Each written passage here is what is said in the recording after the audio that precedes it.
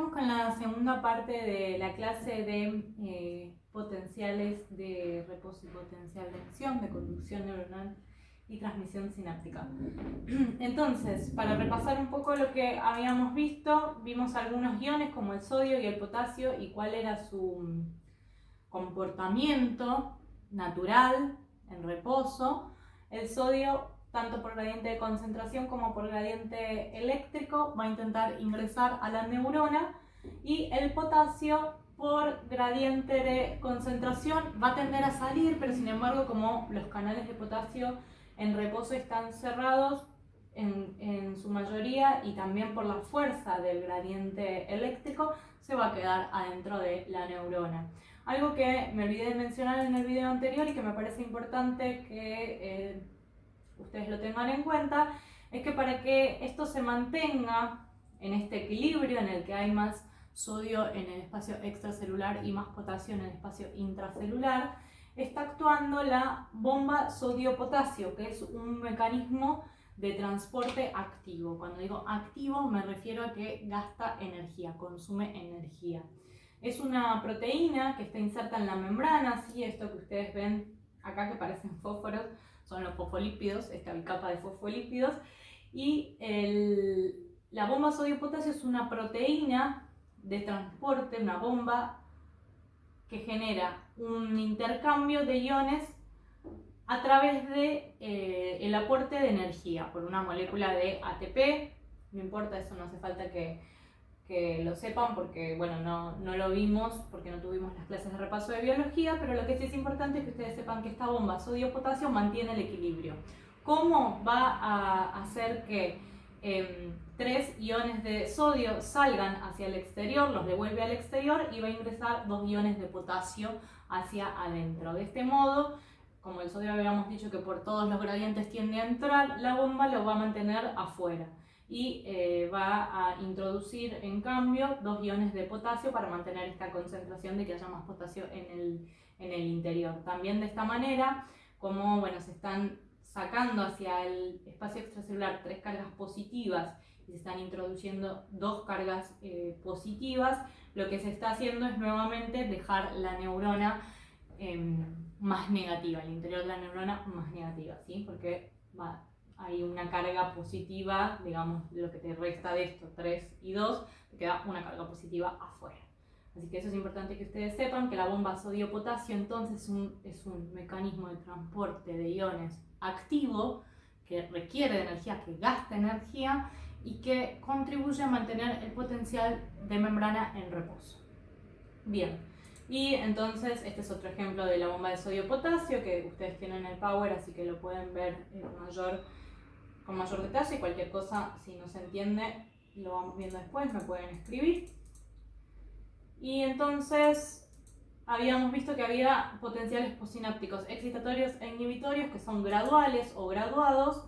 Los excitatorios van a generar despolarización, o sea, van a tender a que la neurona se vuelva más positiva.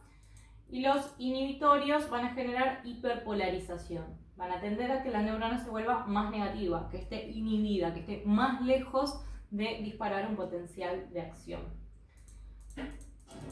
Bien, les quiero mostrar esto. Esto sería el potencial de membrana en reposo, y cuando viene el impulso nervioso, lo que va a ocurrir es una inversión de carga, ¿sí? Todas las cargas positivas, bueno, no todas, pero la mayor parte de las cargas positivas que estaban afuera de la neurona van a ingresar adentro, y por un instante, por un milisegundo, la neurona se va a volver más positiva. Eso es el potencial de acción y es como se transmite el impulso nervioso, el impulso que lleva la información o que va a generar que se transmita la información. Ahora sí, volvemos a esta parte. Entonces, el potencial de acción se va a producir por esta inversión de los comportamientos. El potasio, que habíamos dicho que tendía a, esto sería en su estado de reposo, va a entrar a la neurona, y el sodio va a quedarse afuera, ¿sí? Pero en el potencial de acción lo que vemos es la inversión completa de este comportamiento, ¿sí? Hay un primer momento del potencial de acción en el que van a ingresar una gran cantidad de iones de sodio positivos y luego además van a empezar a salir iones de potasio. ¿Sí? Esto es el paso del potencial de acción. Primero entran los sodios, unos segundos después empiezan a salir los iones de potasio. Cambia completamente la conformación de la neurona. Entonces, para esto va a ser sumamente importante lo que estábamos hablando de los canales, ¿sí? De los canales iónicos que van a cambiar su estado de cerrado a abierto. En un primer momento, lo que va a ocurrir es que la neurona está en menos 70 milivoltios, que sería su estado de reposo, y por la suma, puede ser de potenciales sinápticos excitatorios, como habíamos visto, puede ser suma espacial, que había varios potenciales postsinápticos que excitaban a la neurona cerca, concluyendo en la misma región, en la misma área, por cercanía, o que había varias estimulaciones que se dieron muy frecuentemente, ¿sí? Con muy poca distancia en tiempo, y eso generó un impulso más fuerte. Entonces, llega un punto en el que si toca un umbral, que es un umbral de menos 55 milivoltios, que está acá, ¿sí? Acá tenemos la curva que va ascendiendo en color negro, y más o menos en menos 55 milivoltios cambia de color, y el cambio que ocurre es que se van a abrir los canales de sodio, se van a abrir esos canales de peaje exclusivos para los iones de sodio, y va a ocurrir lo que vemos acá, que de golpe entran un montón de iones de sodio. Un tiempo más tarde, después de unos segundos, se van a abrir los canales de potasio, que son un poco más lentos, y como habíamos visto en la primera parte de esta clase, el potasio tiene, por gradiente de concentración, una tendencia a salir de la neurona. Lo que pasa es que como su gradiente eléctrico lo atrae también para adentro y los canales están cerrados, en general queda adentro, pero cuando se abren estos canales de potasio también va a ocurrir que empiece a salir el potasio para afuera. Entonces primero ingresan una gran cantidad de iones de sodio y salen un montón de iones de potasio también. Pero esto pasa más lento, ¿sí? Cuando empezó a salir el potasio ya entraron un montón de iones de sodio y la neurona ya está acá, ya se disparó. ¿Por qué se dispara el potencial de acción? Porque el potencial de acción, a diferencia de los potenciales postsinápticos, es una respuesta de todo o nada. No se puede frenar, ¿sí? No es gradual, no es que se van sumando como habíamos visto, sino que una vez que toca el umbral de menos 55, se va a disparar el potencial de acción y la neurona va a subir hasta acá arriba, ¿sí? Es tanta la cantidad de iones de sodio que ingresa que por más de que luego empiecen a salir los potasios, mientras estén abiertos los canales de sodio, la neurona se va a volver positiva hasta aproximadamente más 50 milivoltios, ¿sí? Casi estaba en menos 65 y casi que está llegando a darse vuelta completamente, ¿sí? Entonces, esta es la fase ascendente, la que está de color rojo, y tiene que ver con la apertura de los canales de sodio. En el medio de eso se van a abrir los canales de potasio. ¿Qué pasa? Cuando toca más o menos los 50 milivoltios, se empiezan a cerrar esos canales de sodio, es decir, que todo ese sodio que estaba ingresando de manera abrupta a la neurona deja de ingresar y comienza el periodo de repolarización, que es este que ven en color verde. La repolarización tiene que ver entonces con la vuelta hacia su tendencia a la negatividad de la neurona. La neurona vuelve a ponerse negativa. Contribuye en esta etapa de repolarización que siguen abiertos los canales de potasio, que habíamos visto que el potasio iba a tender a salir si estaban abiertos los canales. Entonces esto va a hacer que encima esté perdiendo esta carga positiva. No están ingresando los iones de sodio, que eran los que generaban que se vuelva más positiva, y siguen saliendo los canales de los iones de potasio, porque siguen abiertos los canales de potasio. ¿Por qué? Porque los canales de potasio son un poquito más lentos y tardan más en iniciar y también en cerrarse. Entonces va a empezar esta etapa de repolarización que va a durar hasta que empiecen a cerrarse los canales de potasio y la neurona empieza a estar en equilibrio. Pero antes de estar en equilibrio va a pasar algo que se llama hiperpolarización, que quiere decir que la neurona se vuelve mucho más negativa que su potencial de reposo, que su potencial de descanso, digamos.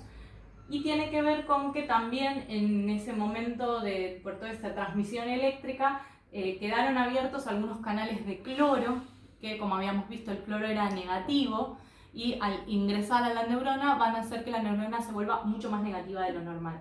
Cuando pasa todo esto, se cierran esos canales y vuelve, acá se ve como que baja de menos 70 milivoltios y después vuelve a su estado de reposo, que ya sería en color negro. Entonces, esta curva ustedes se la tienen que tener súper clara, la tienen que recontra saber, y tiene que ver con las distintas fases del potencial de acción. Tenemos el potencial de reposo, que no es potencial de acción, ¿sí? En menos 70, y desde menos 70 hasta menos 55 lo que puede haber son potenciales postsinápticos excitatorios. Y siempre que esté por debajo de menos 55 quiere decir que es esto que habíamos visto de sumo 5 de acá, sumo 5 de allá, postsinápticos excitatorios, respuesta graduada. Cuando toco menos 55, cuando cruzo el umbral, es todo nada, ya no se puede volver atrás. Y el cambio es exponencial, ¿sí? Se va hacia arriba, hacia más 30, en este caso, bueno, en el otro gráfico teníamos más 50, pero lo que importa es que sepamos que en 1 milisegundo, que eso acá no está descrito, dice tiempo, pero bueno, sería en 1 milisegundo, se vuelve súper positiva la neurona, hasta que toca el pico del potencial de acción y comienza a repolarizar. Repolarizar es que vuelve a, de a poco, gradualmente, volverse más negativa.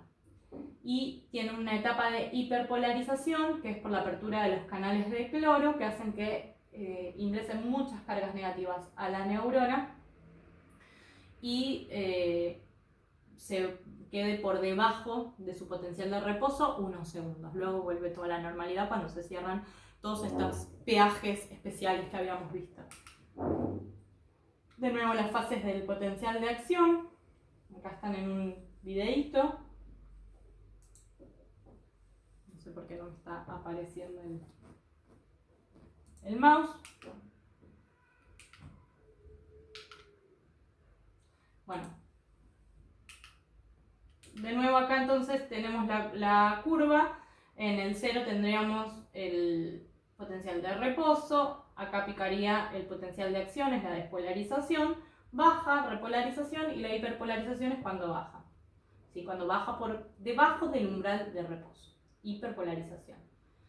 Y acá lo tenemos explicado a partir de los cambios en el movimiento de los iones. Cuando sube hay un ingreso de sodio, dice na influx, un ingreso de sodio, y cuando baja, cuando empieza a negativizarse, lo que ayuda a que se vuelva a repolarizar es la salida del potasio, por la apertura de los canales de potasio. Entonces, hablando de estas casillas de peaje, que hicimos esta analogía durante toda la clase, las que van a ser muy importantes para nosotros son las casillas de peaje del sodio o los canales iónicos de sodio, las casillas de peaje del potasio, los canales iónicos de potasio y los de cloro, ¿sí? Esos van a ser súper importantes en cada uno de los puntos de este cambio de potencial de reposo a potencial de acción. La casilla de peaje del sodio se va a abrir primero y va a ser responsable de que la neurona se vuelva súper positiva. La de potasio se va a abrir un poquito más tarde. Como va a quedar abierta una vez que ya se cerró la del sodio, va a ser la responsable de que al salir potasio, que es positivo, la neurona se vuelva a poner negativa, o sea, de la bajada. Y las de cloro, que quedan abiertos hacia lo último, ¿sí? Que cuando ya incluso se cerraron los de potasio, siguen abiertos los de cloro, son responsables de ese periodo de hiperpolarización en el que la neurona se vuelve más negativa que su potencial de reposo. Entonces, lo importante de acá es que ustedes puedan diferenciar los potenciales postsinápticos, tanto excitatorios como inhibitorios, que se suman temporal y espacialmente, del potencial de acción, que es todo o nada, ¿sí? Una vez que disparó, una vez que tocó el umbral, va a pasar. No existe posibilidad de que no ocurra. Y eso va a cambiar todo el voltaje de la neurona y se va a transmitir a la neurona siguiente, que es lo que veíamos cuando vimos el gráfico de sinapsis. Bien, en la segunda parte del texto vamos a profundizar en los canales iónicos, entonces, que se activan por voltaje, que un poquito ya lo hablamos. Tenemos canales iónicos que van a ser importantes en la membrana: potasio, sodio, calcio, y la característica que tienen es que son voltaje dependientes. Es decir, que los canales que estén en la postsinapsis, en la neurona B, en la neurona que va a recibir el impulso eléctrico, Una vez que llegue el impulso eléctrico de la presinapsis, se van a activar, se van a abrir esas casillas de peaje, se van a abrir por el impulso eléctrico que viene de la neurona anterior, y eso va a hacer que se continúe propagando el impulso eléctrico y que ocurra un potencial de acción en la neurona B. ¿Sí? Son canales que tienen sensores de voltaje, son específicos. No solamente se activan por la unión de un neurotransmisor que cambia el estado del canal de cerrado a abierto, sino también por recibir el impulso eléctrico. Y como habíamos visto, los canales iónicos pueden tener tres estados: el estado cerrado, el estado abierto y el estado inactivo. El estado inactivo es sumamente importante para esto. El periodo refractario. El periodo refractario es una etapa en la cual, después de que picó el potencial de acción, los canales quedan por un rato inactivos, o sea, no se pueden utilizar. No están cerrados, sino que están inactivos, ¿sí? Como que quedan en una etapa en la que, por más de que llegue un estímulo fuerte, no se va a disparar un potencial de acción. La neurona tiene un periodo refractario. Y hay un periodo refractario que es absoluto, que no existe estímulo que llegue que pueda volver a generar un potencial de acción, y luego comienza un periodo refractario que es relativo, en el que se dispare en un potencial de acción va a depender de tanto de la frecuencia de la estimulación como de la intensidad. Si viene un estímulo muy fuerte, por ahí puede volver a activar, hacer que se vuelvan a abrir los canales, ¿sí? Esto tiene que ver entonces con que una vez que el canal que estaba cerrado se abrió, cuando termina de ingresar toda esa cantidad de sodio, por ejemplo, por un rato queda inactivo el canal de sodio, voltaje dependiente. Y los canales entonces que son importantes son el canal de sodio, voltaje dependiente, que se va a abrir durante el potencial de acción, como ya vimos, y ahí todos los iones de sodio van a entrar en la célula y van a provocar una rápida despolarización del potencial de membrana, y más o menos hasta más 40 milivoltios, más 50, lo que habíamos visto en algunos gráficos, ahí va a llegar el potencial de acción. Se va a volver completamente positivo. Esto es un ejemplo de cómo está cada uno de los estados. Este es el canal de sodio cerrado. Cuando despolariza, esto que está arriba es la estimulación eléctrica, ¿sí? Tienen el potencial de membrana acá, planchado, en reposo, y cuando pica para arriba, cuando despolariza, se abre el canal, y luego hay otra compuerta que inactiva el canal. Ven que, si ustedes ven en profundidad este gráfico, en el tercer canal, o sea, esto es una secuencia temporal, es siempre el mismo canal, primero está cerrado, luego abierto y luego inactivo. Cuando está inactivo, si bien la compuerta que deja pasar el sodio está abierta, hay como una segunda compuerta que está abajo que no deja que termine de ingresar a la célula. Esa es la diferencia entre inactivo y cerrado. Y luego vuelve a quedar cerrado, pero activable. O sea, acá, por más de que venga la estimulación, no está activable, ¿sí? Por más de que esté abierta la compuerta de arriba. Eso es en el canal de sodio, voltaje dependiente. Bien, en el próximo video entonces vamos a empezar viendo las diferencias entre los canales de sodio y el canal de potasio, voltaje dependiente.